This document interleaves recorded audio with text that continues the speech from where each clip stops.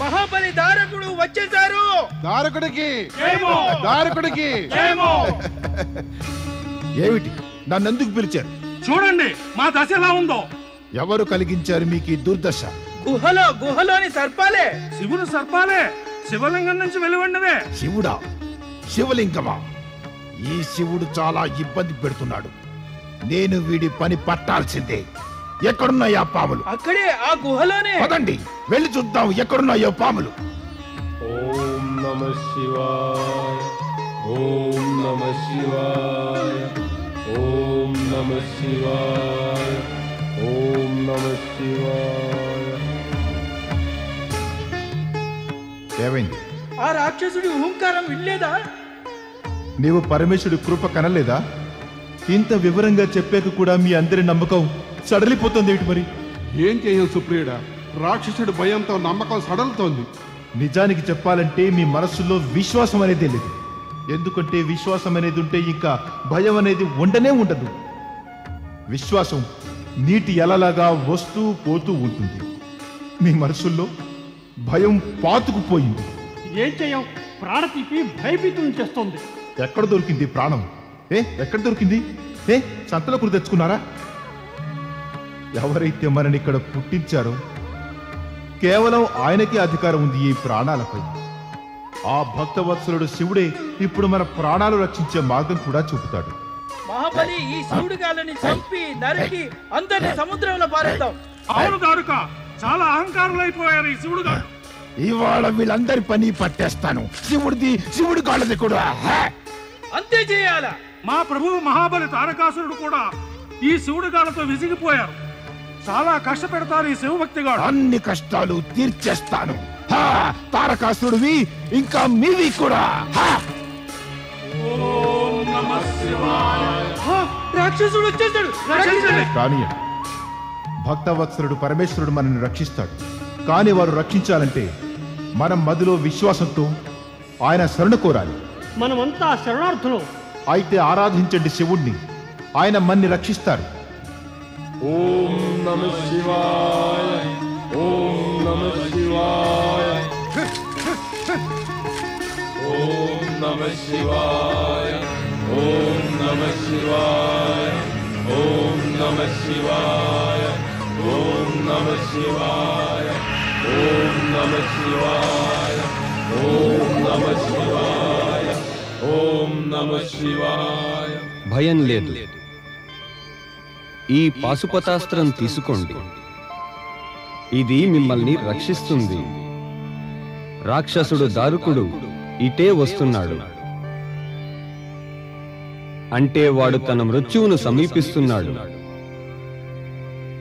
ప్రియభక్త సుప్రియ, నీవు పాశుపతాస్త్రంతో వాణ్ణి వధించి శాశ్వతంగా ఈ ప్రాంతాన్ని ఆటంకరహితం చేయి. తీసుకో ఈ పాశుపతాస్త్రం.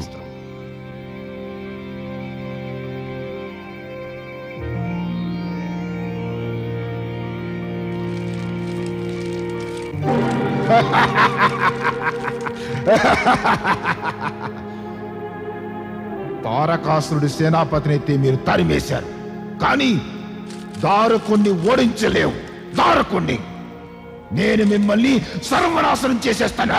ఓం నమః శివాయ.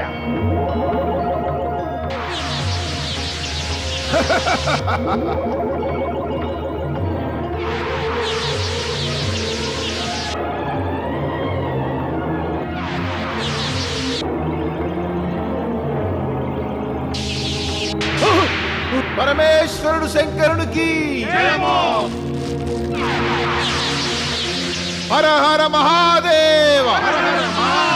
హర హర మహాదేవ. ఏ మిత్రులారా, దుష్టుడంటే భయం ఎక్కువ, భగవంతుడిపై విశ్వాసమా? భగవంతుడిపై విశ్వాసమే. ఈ సత్యాన్ని ఎప్పుడు జీవితంలో మరవకండి మిత్రులారా. భక్తవత్సలుడు మనల్ని ఎంతటి వికట పరిస్థితుల్లోనైనా పెట్టగలడు. అందు నుంచి బయటపడడం కష్టం. ఆయన అనేక మార్లు మనల్ని రక్షించారు. ఆయనకు మనం రుణపడి ఉండాలి. పరమేశ్వరుడు మన తండ్రియే, మనం ఆయన సంతానమే. ఆయన మనని రక్షించారు గాని కంటికి కనపడరే, దర్శనం ఇవ్వరే. ఆయన్ని పిలవండి, పిలవండి, వస్తారు, దర్శనం తప్పక ఇస్తారు.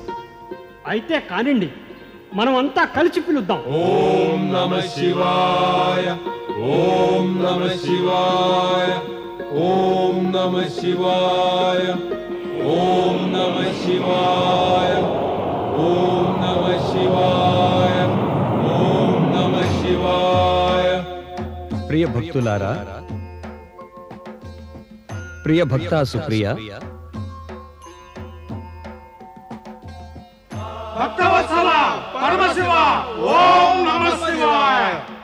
కళ్యాణమస్తు.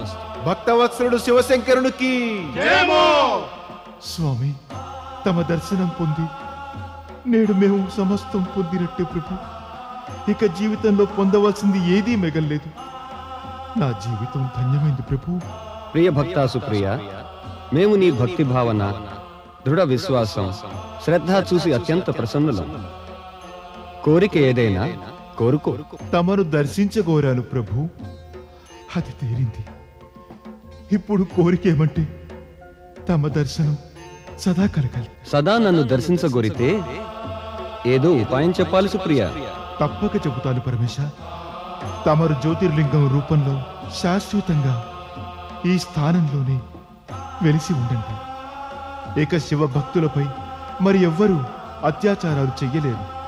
వారిపై తమరి కృప సదా నిలిచిపోవాలి. తథాస్తు. నీ ఇష్టానుసారం ఈ స్థానంలో ఒక జ్యోతిర్లింగం స్థాపితమవుతుంది. ఆ జ్యోతిర్లింగం నాగేశ్వర జ్యోతిర్లింగం పేరుతో ప్రసిద్ధమవుతుంది. ఏ భక్తులైతే ఈ జ్యోతిర్లింగం దర్శనము, పూజ, ఆరాధనలు చేస్తారో వారికి ఇక పాముల భయం ఉండదు, అకాల మరణ భయం ఉండదు. కళ్యాణమస్తు.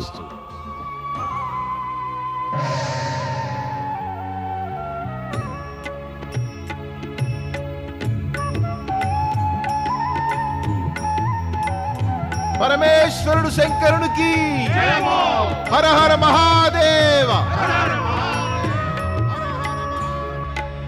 శివుని భక్తులు సంకట స్థితి పొచ్చిన పిలిచిన ఎప్పుడు, శివుని భక్తులు సంకట స్థితి పొచ్చిన పిలిచిన ఎప్పుడు, అప్పుడు వచ్చేను జ్యోతిర్లింగములు అజర అమర శివ శంకరుడు. అజర అమర శివ శంకరుడు, అజర అమర శివ శంకరుడు, అజర అమర శివ శంకరుడు, అజర అమర శివ శంకరుడు, అజర అమర శివ శంకరుడు, అజర అమర శివ శంకరుడు, అజర అమర శివ శంకరుడు, అజర అమర శివ శంకరుడు.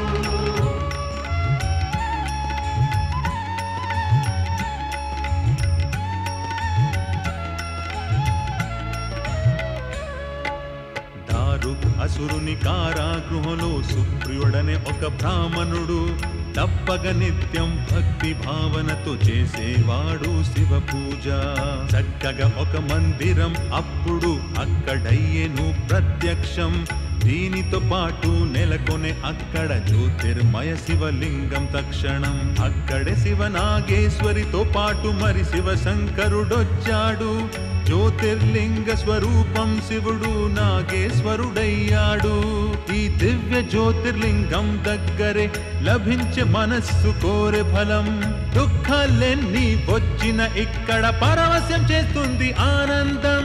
నాగేశ్వరుడికి జయ జయ, నాగేశ్వరుడికి జయ జయ, నాగేశ్వరుడికి జయ జయ, నాగేశ్వరుడికి జయ జయ, నాగేశ్వరుడికి జయ జయ, నాగేశ్వరుడికి జయ జయ, నాగేశ్వరుడికి జయ జయ, నాగేశ్వరుడికి జయ జయ. భక్తవత్సలుడు పరమేశ్వరుని ఆరాధన అర్చన చేస్తూ సుప్రియుడు అతని సహచరులు మనోవాంఛిత ఫలాలన్నీ పొందారు. భక్తుల పిలుపు వల్ల అజర అమర శివశంకరుడు శాశ్వతంగా నాగేశ్వర జ్యోతిర్లింగం రూపంలో ప్రతిష్ఠితులైపోయారు. మరొక వంక పార్వతి మదిలోని కోరిక నెరవేరడానికి ఏకాగ్ర చిత్తంతో తన ఉద్యానంలో ఏకాంత స్థలంలో శివారాధనలో నిమగ్నురాలైంది. ఆమె ప్రియసఖి జయ ఆందోళన పడి ఆమెను వెతుకుతోంది. విజయ, విజయ,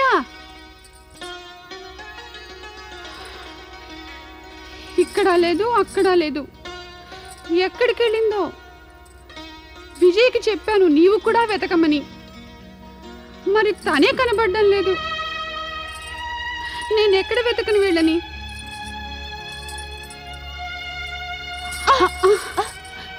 వస్తే విజయ, నువ్వెక్కడున్నావు? నువ్వు చెప్పు, నువ్వేమైపోయావు? నీకు అసలు మతిపోయింది. నువ్వేగా అన్నావు నేను ఇటు వెళ్తాను, నువ్వు అటు వెళ్ళు, పార్వతిని వెతుకుదామని. నేను ఆమెను వెతుకుతున్నాను. నీవింకా వెతుకుతూనే ఉన్నావా? ఏ, నీకు కనపడిందా ఆమె? లేదు. అయితే నేను కూడా నిన్ను అదే ప్రశ్న అడుగుతాను, నువ్వింకా వెతుకుతూనే ఉన్నావా అని. అంటే పార్వతి కనబడలేదా? లేదు. ఎక్కడికి వెళ్ళుంటుంది? విజయ, నాకేమనిపిస్తోందంటే ఆమె హిమగిరి శిఖరంపై శివుని వద్దకు వెళ్ళుంటుందని. లేదు, ఆమె అక్కడికి వెళ్ళజాలదు. ఎందుకు వెళ్ళలేదు? ఎవరాపగలరు? స్వయంగా శివుడే చెప్పారు తనకు ఏకాంతం కావాలని, ఎవరాయన సమీపానికి వెళ్లి ఆయన సమాధికి భంగం కలిగించరాదని. అవును, చెప్పారు. కానీ మన పార్వతి శివుని మాట వింటుందంటావా? జయ, ఆమె శివుని తప్ప ఇంకెవ్వరి మాట వినదు. అబ్బా, నీ వాగుడు ఆపవే. మనం వచ్చింది పార్వతిని వెతుకుదామని. ఇందులో మాట వినడం వినకపోవడం ఎక్కడి నుంచి వచ్చింది? నీకు ఉన్న మతి కాస్త పోయినట్టుంది. అది తర్వాత ఆలోచిద్దాం, ఎవరి మతి ఎక్కడికి పోయిందో. ఇంకా వెళ్ళి పార్వతిని వెతుకుదాం, పద పద.